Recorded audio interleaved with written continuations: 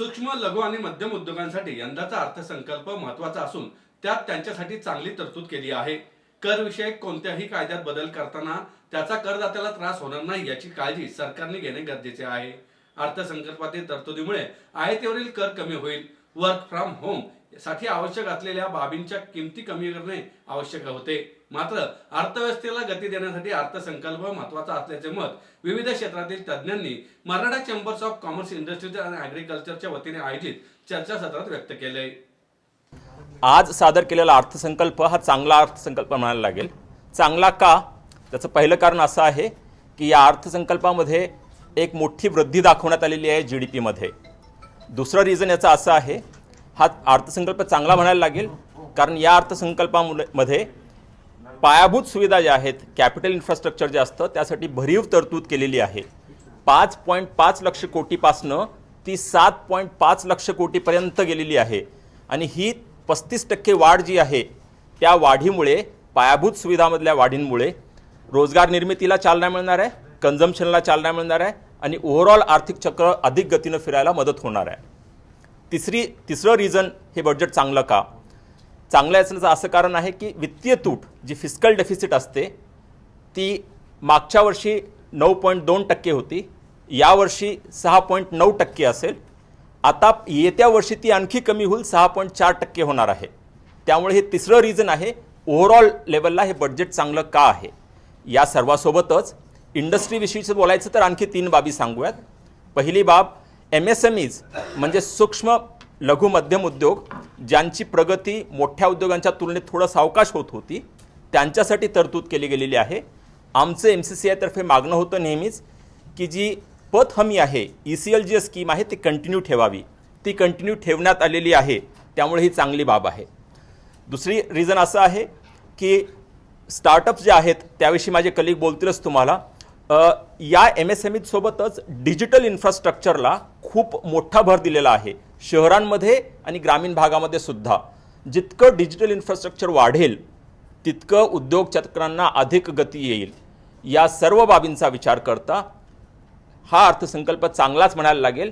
आता फोकस असेल तो मात्र याचं एक्झिक्युशन करण्यावरती, याची अंमलबजावणी करण्यावरती.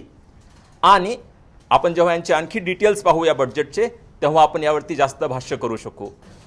इनडायरेक्ट टॅक्सेसमध्ये GST आणि कस्टम्स हे 2 बदल होतात. त्यातले बदलांबद्दल नंबियार साहेब बोलतील.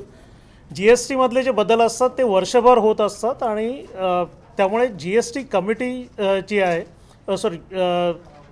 सगळ्या स्टेट फायनान्स मिनिस्टर्सची जी कमिटी असते GST काउन्सिल, त्याच्यामध्ये हे बदल वर्षभर होत असतात. त्यामुळे ते बजेटचा भाग नसतात. काही लॉमधला बदल असेल तर तो आत्ता मॅडमनी त्यांच्या भाषणात काही सांगितलं नाही आहे, तो आपल्याला फायनान्स बिल बघितल्यानंतर कळू शकेल.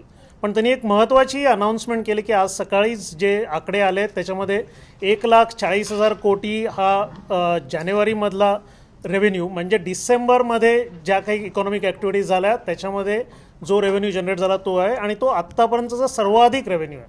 आणि ह्याच्यामुळे असं दिसतंय की जे पॅन्डेमिकमुळे आपलं एकूण प्रोडक्शन आणि सर्व्हिस इंडस्ट्री खाली येत होती ती आता पुढे चाललेली आहे. आणि आता पुढचा काळ जर अजून आपल्याकडे पॅन्डेमिकचा काही इम्पॅक्ट नाही आला तर अजून चांगला असेल, हा सांगण्याचा प्रयत्न आहे याच्यामध्ये. मराठा चेंबरच्या वतीने आमचं सरकारला एकच म्हणणं आहे की कुठल्याही प्रकारचे कायद्यामधले जे बदल आहेत त्या बदलांचा जो जेन्युइन टॅक्सपेयर असतो, सामान्य करदाता असो, त्याला त्रास होणार नाही याची काळजी घेतली जावी. कित्येकदा मी ज्याच्याकडून माल विकत घेतो त्यांनी टॅक्स भरला नसेल तर मला त्याचं क्रेडिट मिळत नाही, कदाचित माझं रजिस्ट्रेशन पण सस्पेंड होऊ शकतं. या सगळ्या गोष्टींवर सरकारने लक्ष द्यावं असंच आमचं मत आहे. पुण्यामध्ये ऑटो सेक्टर महत्त्वाचं आहे. ऑटो सेक्टरच्या बाबतीत मला असं वाटतं की स्पेसिफिक प्रोव्हिजन याच्यात नसल्या तरी बाकीच्या भाषणामधून आपल्याला जे दिसतं आहे ते असं दिसतं आहे की रोड नेटवर्क हे मोठं केलं जाईल. हायवे एक्सप्रेसवेसाठी पॉलिसी केली जाईल. 25,000 किलोमीटरचे हायवेज या वर्षामध्ये बांधले जातील. आजच्या बजेटमध्ये डिजिटल सेक्टरला मोठा बूस्टर डोस मिळणार आहे आणि ही एक अतिशय सकारात्मक बाब आहे. अनेक बाबींमध्ये डिजिटायझेशन आणि व्हर्च्युअलायझेशन हे होणार आहे. म्हणजे आरोग्य क्षेत्र आहे, शेती क्षेत्र आहे, त्याचबरोबर आपण ऐकलं की आपण शिक्षण क्षेत्रात जे विद्यार्थी घरी होते त्यांच्यासाठी ब्रिज कोर्स एका डिजिटल विद्यापीठातर्फे विकसित केला जाईल आणि हा त्यांना ऑनलाईन मोडमध्ये दिला जाईल. त्याचबरोबर आपण ऐकलं की 75 डिजिटल बँका 75 ठिकाणी विकसित केल्या जातील आणि त्यासाठी लागणाऱ्या पायाभूत सुविधा या 5G फायबर ऑप्टिकतर्फे त्या आपल्याला दिल्या जातील. या सर्व सकारात्मक बाबी आहेत. पण माझी वैयक्तिक अपेक्षा होती की सध्या आपण सर्वांनी वर्क फ्रॉम होम हे ऐकलेलं आहे. म्हणजे पूर्वी आपल्याकडं गुरुकुल पद्धती होती शिक्षणाची, आता ती घरकुल पद्धती झाली आणि या घरकुल पद्धतीमध्ये जेव्हा आपण वर्क फ्रॉम होम करतो तेव्हा मला असं वाटलं होतं की आता कार्यालय आणि घर ह्याच्या व्याख्या परत बदलायची गरज आहे आणि जसा पूर्वी आपल्याला HRA म्हणजे हाऊस रेंट अलाउन्स मिळायचा तसा वर्क फ्रॉम होम अलाउन्स मिळायला हवा होता. कारण शेवटी काय होतं की कर्मचाऱ्यांच्या घरची वीज, कर्मचाऱ्यांच्या घरचे सगळे डिजिटल ॲसेट्स वापरले जातात आणि त्यात वजावट मिळणं हे अपेक्षित होतं, पण ते दुर्दैवाने झालेलं नाही आहे. काही बाबतीत त्यांनी कस्टम ड्युटी मोबाईलच्या काही भागांची कमी केली, पण सध्या असं आपण बघतो की हे सर्व डिजिटल ॲसेट्स आहेत ते सर्व स्तरात वापरले जातात. पूर्वी लॅपटॉप किंवा स्मार्टफोन वापरणं हे एक चैनीची गोष्ट होती, आता ते सर्वसामान्य लोक वापरतात. त्यामुळे त्यांच्या किमती कमी करण्यासाठी ठोस पावलं अपेक्षित होती, ती दुर्दैवाने या बजेटमध्ये दिसली नाहीत. सर्वसाधारणपणे हे डिजिटल बूस्ट होईल. शेवटचा मुद्दा आहे तो क्रिप्टोकरन्सीचा. डिजिटल रुपी हे एक नवीन चलन आता लवकरच बाजारात येईल. आत्तापर्यंतचे इतर जे क्रिप्टो चलन आहेत ते आपल्या पॅन आणि आधारला लिंक नव्हते, त्यामुळं काळ्या बाजाराला आणि अवैध जे धंदे करत होते ते लोक ते वापरत होते. जर सरकारने डिजिटल रुपी आपल्या सर्वसाधारण अर्थव्यवस्थेला पूरक म्हणून जर आणली तर ती नक्कीच आश्वासक बाब आहे आणि त्यामुळं क्रिप्टोबद्दलचा जो गैरसमज आहे तो नक्कीच कमी होईल. प्रिंट मीडिया किंवा इलेक्ट्रॉनिक मीडिया यांनी या बजेट संदर्भात हे डिडक्शन मिळणार, ते डिडक्शन मिळणार, सॅलरीवाल्यांना वजावाट मिळणार, कोरोनावाल्यांना थोडंसं बेनिफिट मिळणार असं हाईप करून ठेवली होती. पण प्रत्यक्षात ते तसं घडलं नाही.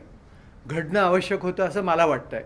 कारण गेल्या 2-3 वर्षाच्या कालावधीमध्ये ही जी काही कोरोनाची महासाथी आली आहे त्याच्यामध्ये प्रत्येक घरातल्या काही ना काही लोकांना काही लक्ष रुपयांचा खर्च करावा लागलेला आहे आणि त्यामुळं परिणामी त्यांचं उत्पन्न कमी झालं आहे आणि अशा उत्पन्न कमी झाल्यामुळं प्रत्यक्षात ते हेल्थ एक्सपेंडिचर किंवा हेल्थचं डिडक्शन इन्शुरन्सच्या प्रीमियमच्या संदर्भात किंवा खर्च झाला त्या संदर्भात अपेक्षित होतं.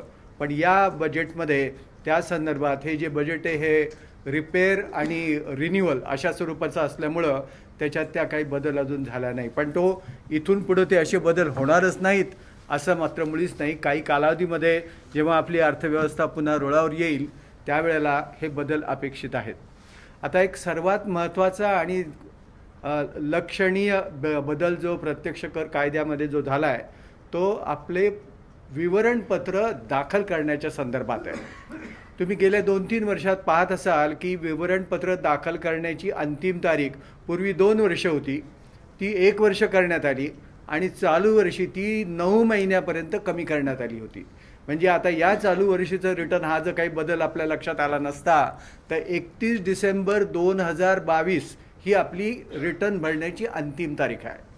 तर हा जो काही 9 महिन्याचा कालावधी होता यामध्ये प्रत्यक्षात AIS मध्ये झालेली जी काही माहिती आहे किंवा 26 AS मध्ये असणारी जी काही माहिती आहे ही माहिती सरकारने इतक्या विविध ठिकाणाहून प्रोक्युअर केली आहे की प्रत्यक्षात त्या व्यक्तीला करदात्याला सुद्धा माहीत असत नाही की बाबा हे व्यक्ती आपण या ह्याच्यातल्या गोष्टी आपण विकल्या आहेत. यंदाच्या काही शेकडो रिटर्न्समध्ये मी असं तपासलं आहे की प्रत्यक्षात करदात्याला जी माहिती नाही ती माहिती या AIS 26 आणि 26 AS मध्ये उपलब्ध आहे. उदाहरणार्थ सांगायचं झालं तर शेअरचे ट्रान्झॅक्शन आता काही ठिकाणी स्विच झालेले आहेत. शेअर एका कंपनीमधनं दुसऱ्या कंपनीमध्ये स्विच झाले आहेत.